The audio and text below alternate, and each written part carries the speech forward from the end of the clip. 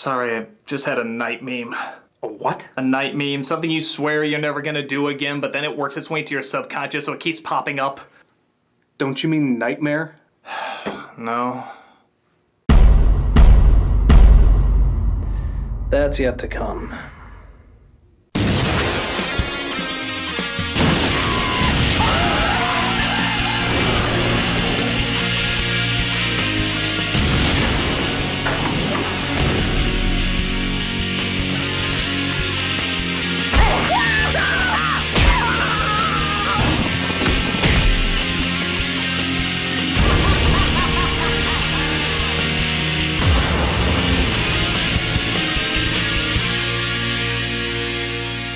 Hello, I'm the Nostalgia Critic guy. Remember it so you don't have to. Once upon a time, there was an awesome movie called Jurassic Park. Then it gave birth to a shitty sequel called The Lost World. I don't think so. And then that gave birth to The Lost Cause, Jurassic Park 3.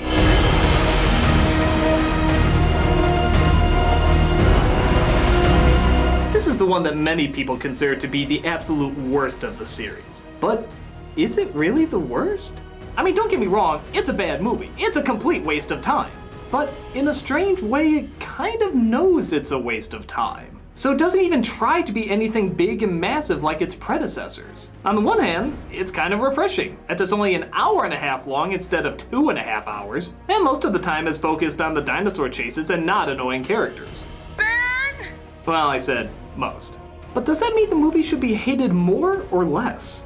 It's kind of like punishing a child for doing nothing wrong, but the punishment is so ridiculously lenient that it's obvious the child isn't gonna learn his lesson. What's more tragic, the child wrongfully being punished or the parent not giving a crap if the punishment's effective? Let's finish off this trilogy. 60 million years in the suck.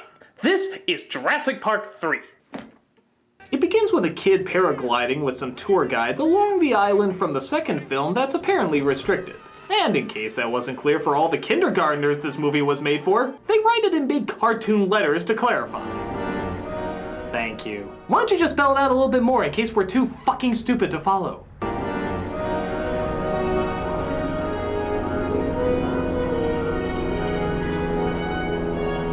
So, yeah, the movie's pretty much emphasizing you'd have to be a goddamn idiot to go here, so we see some goddamn idiots who decide to go here. Make sure you get as close as you can! And not too close, eh? You don't want to be eaten! I mean, come on. They know they're taking a kid into a restricted area filled with fucking dinosaurs. What could possibly go? Yeah, after the dinosaurs eat the boat, the kid and the other guy, obviously there just to get eaten, cut loose and get blown onto the island.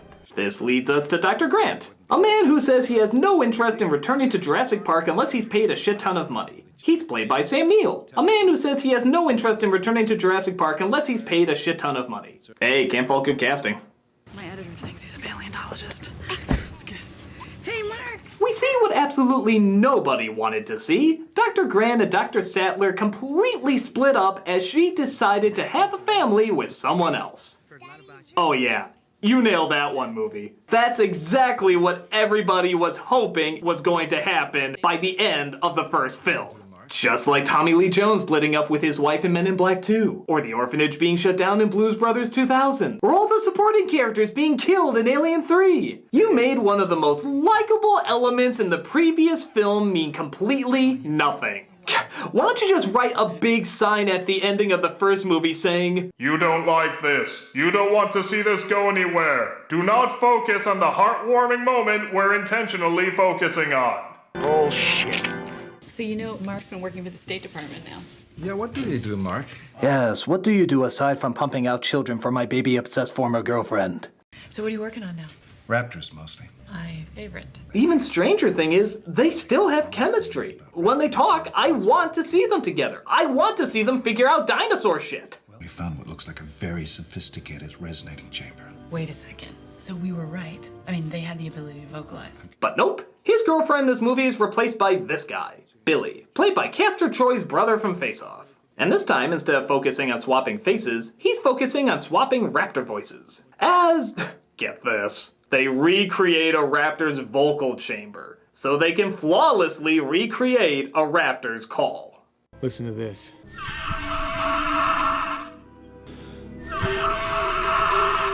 Yeah, I'm sure that's how it works. Hey look, I have the vocal chambers of Keanu Reeves. Whoa. Bogus. Somebody put me in a good movie. But it comes too late, as Dr. Grant has to go from fundraiser to try and raise money to continue his digging work. Does anyone have a question? Does anyone have a question that does not relate to Jurassic Park? Hey, it's like the real Sam Neill at a comic convention. Isn't all this conjecture kind of moot? Once the UN in Costa Rica and everyone decides how to handle that second island. What John Hammond did at Jurassic Park is create genetically engineered theme park monsters. You wouldn't want to get onto Isla Sorna and study them if you had the chance? No force on earth or heaven could get me on that island. That's right, no force on heaven or earth could possibly get him on that island. Except for the exact same thing that got him there in the first one. I could write all kinds of numbers on this check, Dr. Grant.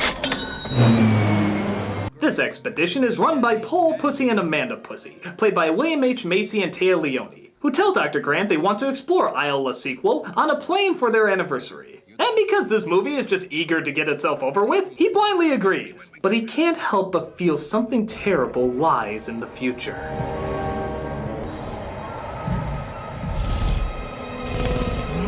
Alan. Alan. And that was our first big scare, everybody. A prehistoric version of the Muppet Show. Alan. Fucking fail. I'm sorry, I don't care at what strategic point you put it or in what area you have it pop out, there is no way a dinosaur saying Alan is ever going to be scary. Alan. No, I told you, it's not gonna work. Alan. No, I told you, it's not happening.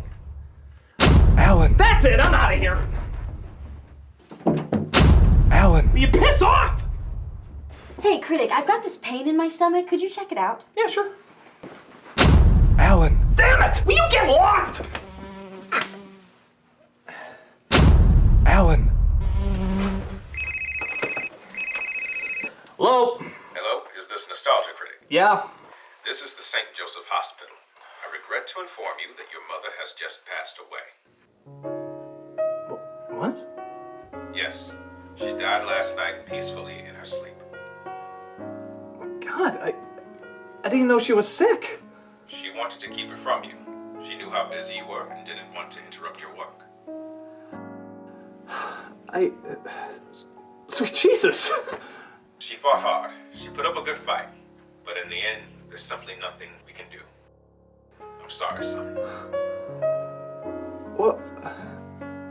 Did she leave any final words? As a matter of fact, she did. Well, what were they? It was one single solitary word. Well, what was it, please? All right. Are you listening? Yeah. Are you listening? Yeah. Are you listening? Yeah. Are you listening? Yeah. All right. Here is her final word.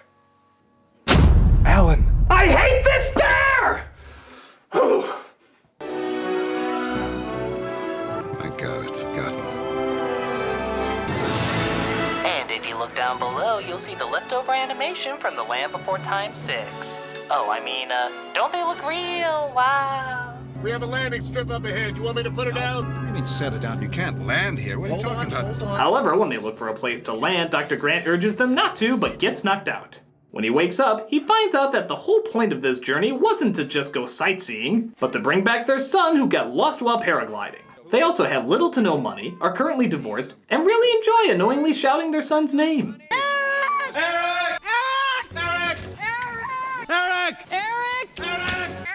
Eric! Eric! Do you think this island is the police office from Home Alone? I don't think you can just randomly find someone by shouting across the room. Will you tell your wife to stop making that noise? That is a very, very bad idea. Dr. Grant said that's a bad idea. What's a bad idea? What was that? George of the Jungle, what do you think? So as our team is clearly wondering why the hell they didn't bring a helicopter, seeing how they don't need a runway, the plane is knocked over by something obviously hungry for extras. Oh, please let this be one of those monster movies where the black guy doesn't get— God damn it! It's okay. Just use the bullhorn to call the police. Alright, you guys go ahead. I'm gonna keep looking for you in here. Oh, hey, I see what you did there. But sure enough, who makes another appearance? I'm a motherfucking T-Rex! Yeah! Motherfucker! Yeah! Go in there and teach that squiggly-jawed bitch!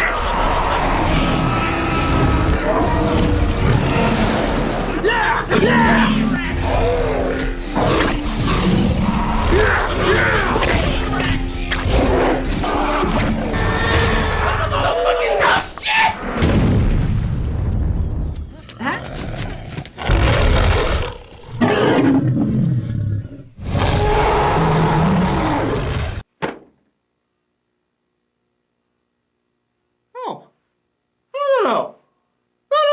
No. That didn't just happen. That was the motherfucking T-Rex. Nobody outdoes the motherfucking T-Rex. Who's this bitch that thinks she's the motherfucking T-Rex? She's not the motherfucking T-Rex. In the poster for Transformers 4, the splooging of the dong. That's not a dinosaur that looks like Daffy Duck's beak after it got shot. It's the motherfucking T-Rex. It's like killing off Batman and replacing him with super duper better man. No. There's just some things you do not fuck around with. It's like taking a kid's favorite toy and being like, hey there, kiddo. You like your Dora the Explorer doll? Sure do. Well, what would you think if I got you a brand new Barbie doll? Oh, that's okay. I love Dora. No, you love Barbie. I'm pretty sure I love Dora. Oh, look at that. Barbie killed Dora. Now you have to love Barbie. Poor Dora. You will care nothing for her. You instead love your Barbie doll. I don't want to. You will love her. No, Daddy, no. Wow. I was in a dark place when I wrote that. But what do you expect? Can you really fucking blame me after seeing the motherfucking T-Rex be...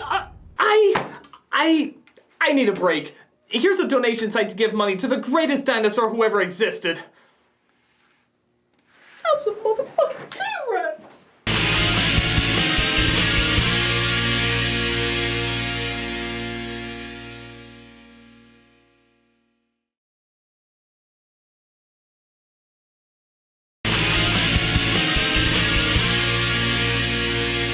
So after the T-Rex is killed by the Who Cares-osaurus, Dr. Grant lets out his frustration on Mr. and Mrs. Pussy. No. Please don't. Stop, please. And as is typical with every Taya Leone performance, Willy Wonka feigning interest still comes off as more convincing. Please don't. Stop, please. Stop, don't, come back. The whole movie, she's like a robot who's trying to figure out this human thing called emotion. Because we have permission to fly low. You're not gonna look for Dr. Grant? You drive 5 miles under the speed limit, Paul. I shot this the morning they disappeared. If he'd been with you, he'd be completely safe. We even have 2 seats reserved on the first commercial flight to the moon. I find it extremely difficult to predict what you will find acceptable. Perhaps hunger will compel you to try it again. It also doesn't help that she breathes through her mouth more than Kristen Stewart does. Look at this scene. She doesn't say a line conveying emotion or anything. It just holds on her fucking leaving her mouth open. It's really kind of baffling. Something to see from the air.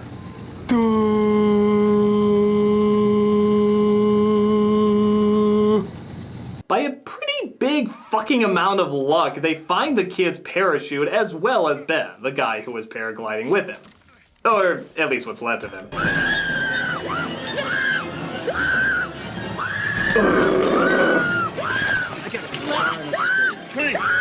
You know, I didn't think it was possible to out-Capshaw Kate Capshaw, but lady, you are seriously cutting off the nuts of my patient.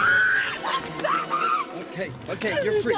I'm gonna go star in an Adam Sandler movie to make his acting look good. Get her back, Mr. Kirby. Amanda! But they come across not the safest of environments. Things don't get any better when they come across a research lab where the worst kind of raptor is waiting. The Mohawk Raptor. Dude, I just want to be the drummer from Blink 182.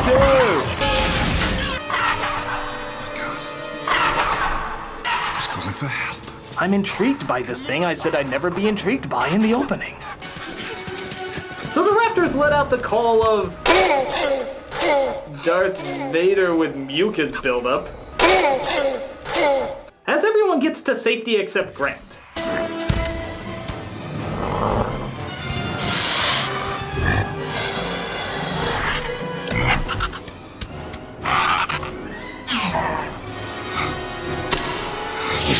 Oh no! Maybe we should have actually eaten him instead of looking at him for a couple seconds. I just wanted another one to say clever girl. Julie! I'm sorry. It was just so cool when he said it. I just wanted to hear somebody else say it again. You are so insecure, Julie. Shut up! You shut up!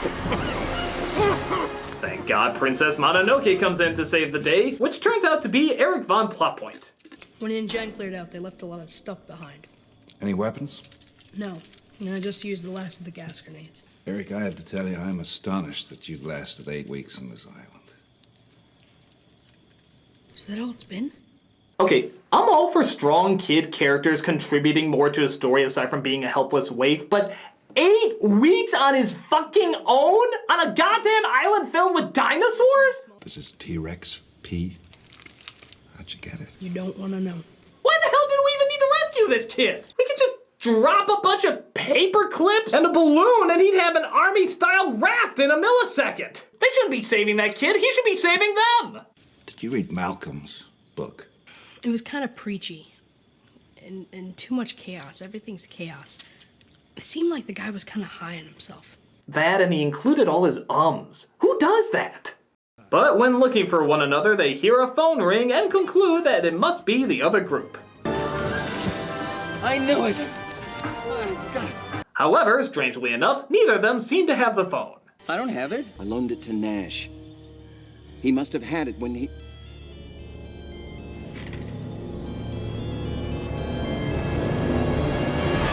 You have a voicemail. Boy, strange how they could hear the ring of a tiny phone and yet the giant clomping sounds of a monster even bigger than the T-Rex who shook the ground whenever she walked for some reason didn't catch their ears.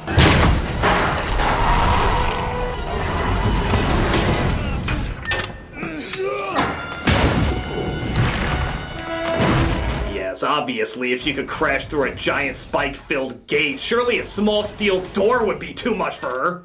I'm sure she shares in the same pain as the aliens from Science. But we do discover why the raptors have been pursuing them as long as they were. Billy, a fucking expert on dinosaurs, thought stealing a few eggs wouldn't piss them off at all. I took them on an impulse. I thought they'd be worth a fortune, enough to fund the dig site another 10 more years. But I did it with the best intentions. Some of the worst things imaginable have been done with the best intentions. Just look at every Academy Awards show. So he decides there's only one thing to do with the eggs.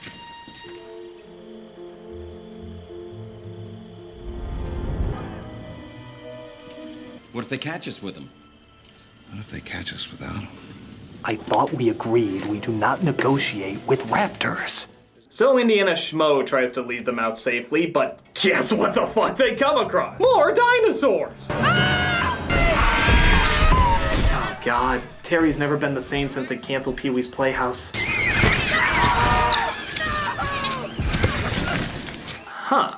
I guess the mother wants the kids to work for their food? I know whenever I feed a baby, I put the food at least 5 feet away from them. Lazy bastards should work for their own damn grub. Of course, he manages to pack the parachute perfectly, despite it being ripped up by a tree, and manages to save the kid.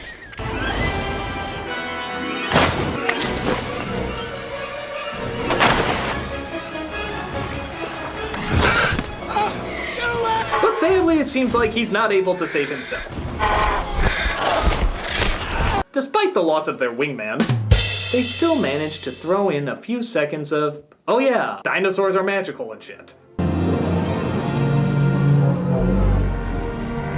And I mean literally a few seconds. 37 to be exact. This whole movie is like a Jurassic Park paint by numbers. There's no flow or segue, it's just hitting the points you know you need to hit. Hit the build-up, hit the big dino moment, hit the little dino moment, hit the ooh-ah moment. Except in that ooh and ah moment, not only is it incredibly short, but the dinosaurs aren't even that whimsical looking. They look creepy as fucking shit. They look like purple sores crossed with that new faceless Joker. This isn't charming, it's scary as hell. Ooh. Well, thankfully they come across one of the intentionally scary ones, though. This ought to get a few thrills at least.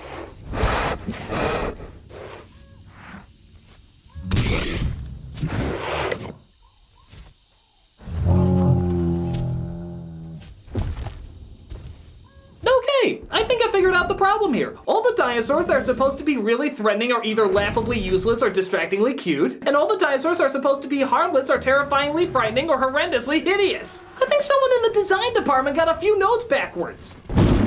Oh, it's time to paint and number obligatory rain scene with monster in it, as Flintstoneosaurus attacks yet again. What is this dinosaur's deal with these guys? It's not like there isn't bigger game to chase. Hell, the fucking T-Rex probably would have fed her for a month. So why does she keep going after them? Maybe to dinosaurs, all people look like running middle fingers. Hey, it makes about as much sense as any other reason. But Grant finally manages to get the cell phone to work. So, who does he call? The police? The army? The navy? Okay.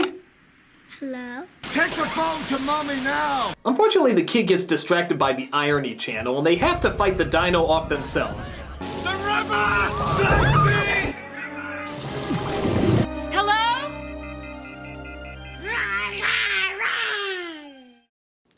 Well, to be fair, that was scarier than most of the other dinosaurs in this movie. But they managed to swim their way out just in time to paint number action breakup dialogue. Oh, it doesn't matter what it is they talk about. It could be anything. Really, fucking anything. Just to make people think they're not watching anything but mindless action when clearly that's exactly what they're doing. Come on, just a solid minute of filler. Remember when we went fishing a couple of summers ago? I was putting the boat in the water and the trailer sank. The tow truck tried to pull us out and it got dragged in too. The truck driver wanted to knock my lights out. I miss fishing. Or 10 fucking seconds will apparently do too. Wow, that must have been like a record. Possibly the fastest pointless exchange ever in an action movie. But like I said, nobody cares about getting invested this time around. Just show us what toys you want us to buy and we'll be good. Ah, here we go.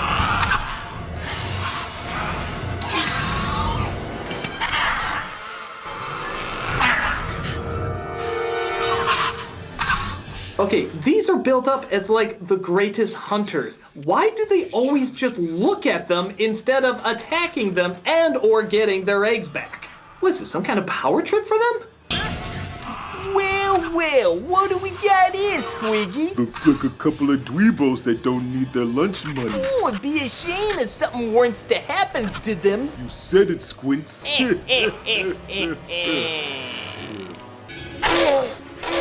But, of course, Grant manages to communicate with them via bullshit horn. The translation might have gotten a little jumbled, though.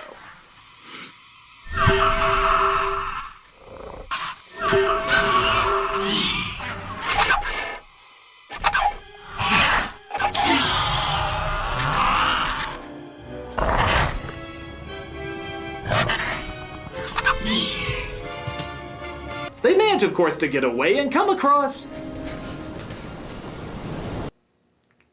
a scene from Lost? As it turns out, Sattler called the right people to save the day. Thank God we dropped off that guy in the suit totally alone ahead of time, or else you'd be less likely to commit that visual to memory. Okay, hold on. So a scientist who's not very rich or famous gets help to go after another scientist who's not very rich or famous and gets the fucking army. But when a little kid who would obviously make headlines if he showed up dead is in trouble, what do we get?